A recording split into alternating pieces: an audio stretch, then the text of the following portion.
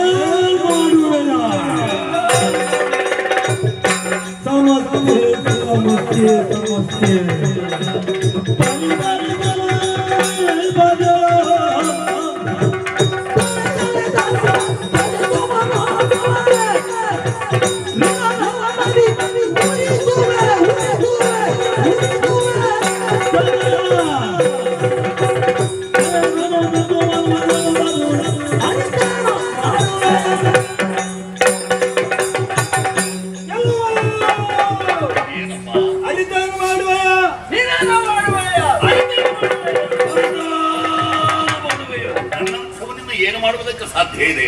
ನೀವು ಧರ್ಮದೇವತೆಗಳು, ನೀವೇ ಸೃಷ್ಟಿಯದ ಸ್ಫೂರ್ತಿ ಅಂತಾದ್ರೆ ಅದಕ್ಕೊಂದು ಕಾರಣ ಬೇಡವೇ? ಈ ಭೂಮಿಯಲ್ಲಿ ಸತ್ಯ ಧರ್ಮ ಇಲ್ಲ ಎಂಬ ಕಾರಣದಿಂದಲೇ ಸುಡುವುದಕ್ಕೆ ಮುಂದಾದವರು ನಾವು. ಇದನ್ನು ತಿಳಿದು ಸಾಮಾನ್ಯನಾದ ನೀನು ಏನು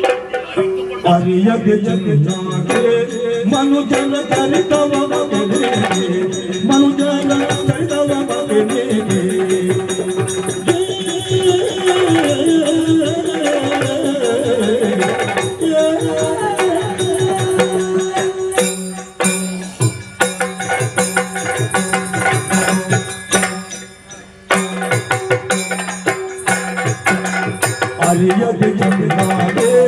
ಮನುಜರ ಚರಿತವ ಮನುಜರ ಚರಿತವ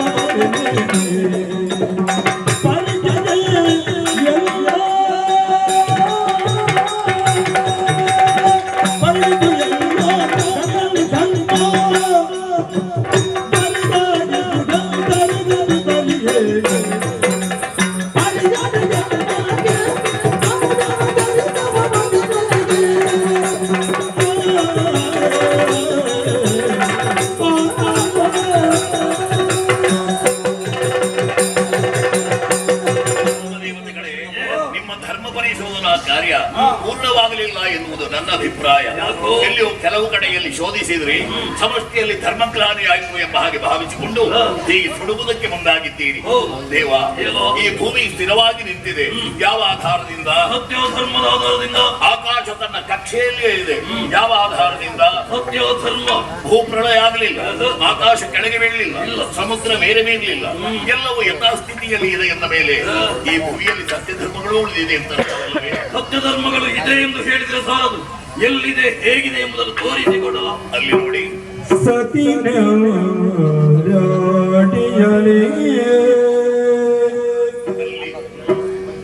ಇರುವಳು ಪತಿಗೆ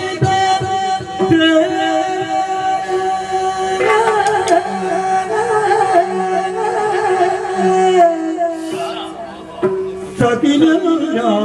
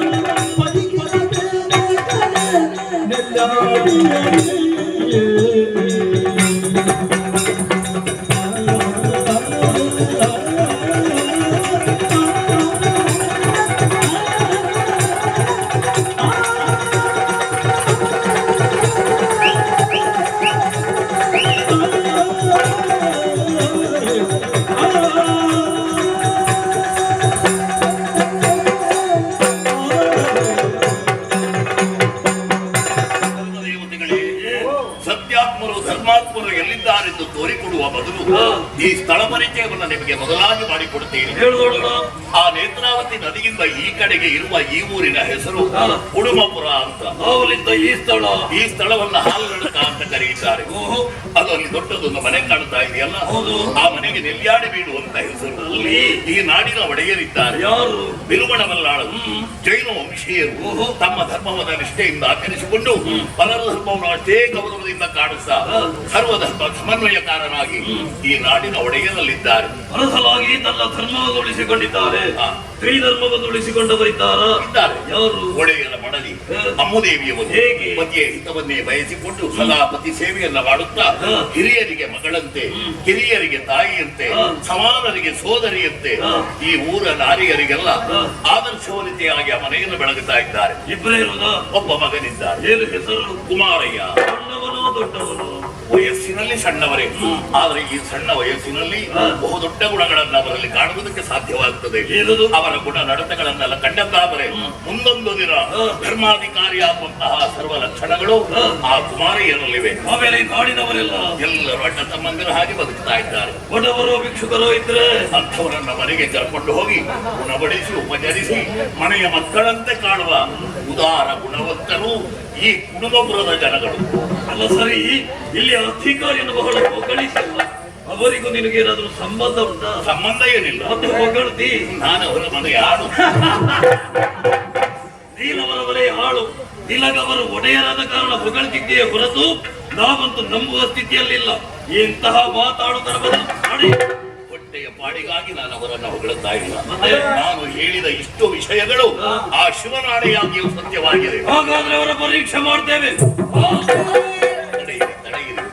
ಈ ದಿವಸ ನಿಮ್ಮ ಪರೀಕ್ಷಾ ಕಾರ್ಯಕ್ರಮ ನೆಲ್ಯಾಡಿಬೀಡಿನಲ್ಲಿ ನಡೆಯುವುದಿಲ್ಲ. ಯಾಕಾಗುವುದಿಲ್ಲ? ನೆಲ್ಯಾಡಿಬೀಡಿನಲ್ಲಿ ಎಲ್ಲವರು ಇಲ್ಲ ತಾಯಿ. ಎಲ್ಲಿಗೆ ಹೋಗಿದ್ದಾರೆ? ಒಡೆಯರ ಮಡದಿ ಮಗನ ಜೊತೆಯಲ್ಲಿ ಮೂಡಬಿದ್ರಿಗೆ ಹೋಗಿದ್ದಾರೆ. ಉದ್ದೇಶ ಏನಂತೆ? ಏನು ಸಂಸಾರದಲ್ಲಿ ಕಷ್ಟ ಬಂದಂತಹ ಹೊತ್ತಿನಲ್ಲಿ ಅಲ್ಲಿಯ ಪಾರ್ಶ್ವನಾಥ ಸ್ವಾಮಿಗೆ ಹರಕೆಯನ್ನು ಹೇಳಿಕೊಂಡಿದ್ದರಂತೆ, ಅದನ್ನು ತೀರಿಸಲಿಕ್ಕೆ ಹೋಗಿದ್ದಾರಮ್ಮ. ಹೋದದ್ದು ಯಾವಾಗ? ಹೋದದ್ದು ನಿನ್ನೆ. ಪೂಜೆ ಈ ದಿವಸ ಬರುವುದು ಯಾವಾಗ? ನಾಳೆ ಬರ್ತಾರೆ. ಅಲ್ಲಿಯವರೆಗೆ ನಾವಿರಲಿಲ್ಲ. ಅವರನ್ನು ಕಾಯುವಂತ ತಾಳ್ಮೆ ನಮಗಿಲ್ಲ. ಹಾಗಿದ್ರೆ ಈಗಲೇ ನೆಲ್ಯಾಡಿಬೀಡಿಗೆ ಹೋಗಿ ಅಲ್ಲಿರುವ ಒಡೆಯರನ್ನ ಪರೀಕ್ಷೆ ಮಾಡಿ, ಮತ್ತೆ ಮೂಡಬಿದ್ರಿಯಿಂದ ಮರಳಿ ಬರುತ್ತಿರುವಾಗ ಅವರನ್ನು ಅಲ್ಲಿ ಪರೀಕ್ಷೆ ಮಾಡಿ, ಮುಂದೆ ಇಲ್ಲಿಯ ಜನಗಳನ್ನ ನಿಮ್ಮೆಷ್ಟರಂತೆ ಪರೀಕ್ಷೆ ಮಾಡಿಕೊಳ್ಳಬಹುದು. ಓಹೋ, ಇದೆಲ್ಲ ಹೇಳಿದ್ಯಲ್ಲ.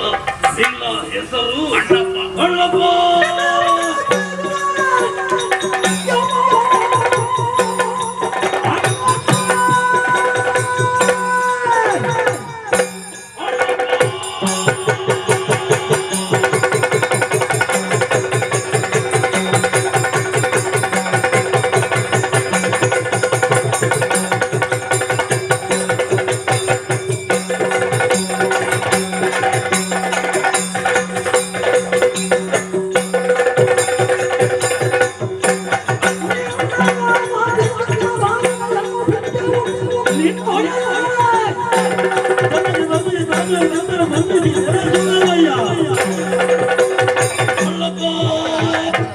ಎಲ್ಲ ಬದಲು ಕೇಳಿದಾಗ ಮನಸ್ಸಿಗೆ ಬಹಳಷ್ಟು ಸಂತೋಷವಾಯಿತು.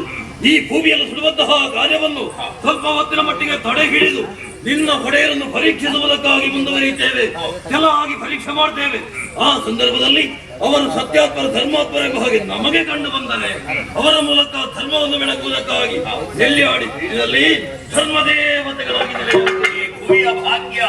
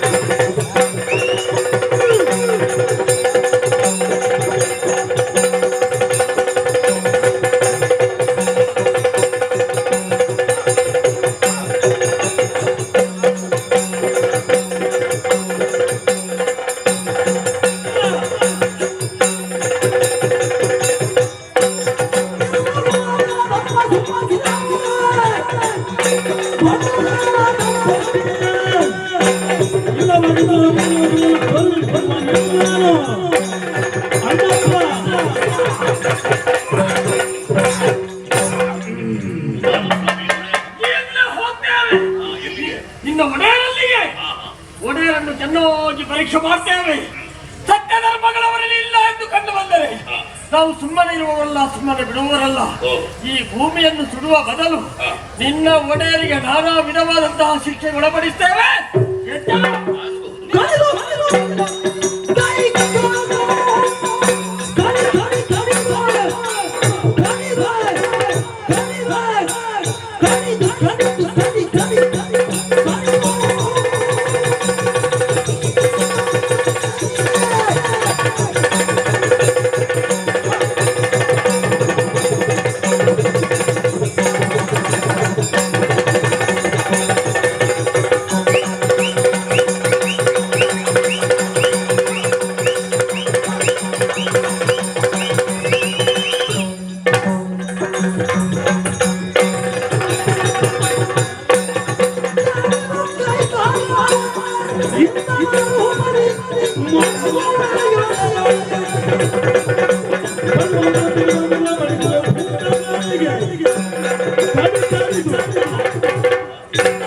ಮಾತ್ರ ಶಿಕ್ಷೆ ಅಲ್ಲ, ತೋರಿಸಿಕೊಟ್ಟು ನಿನಗೆ ಶಿಕ್ಷೆ ಇದೆ.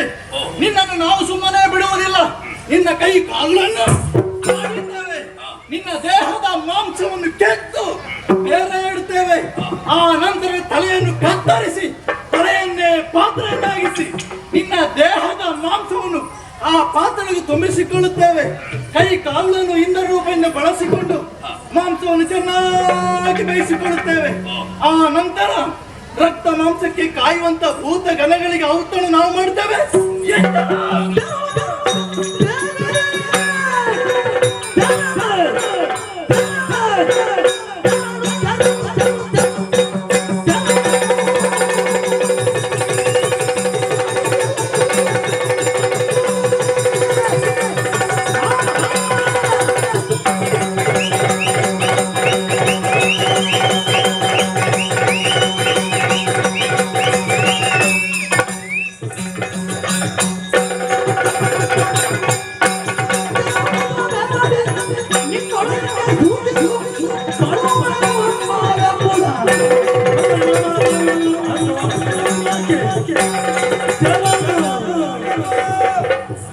ಹೆದರಬೇಡ, ಈಗ ಬದುಕುವುದಕ್ಕೆ ದಾರಿಯನ್ನು ನಾವೇ ಹೇಳಿಕೊಡ್ತೇವೆ.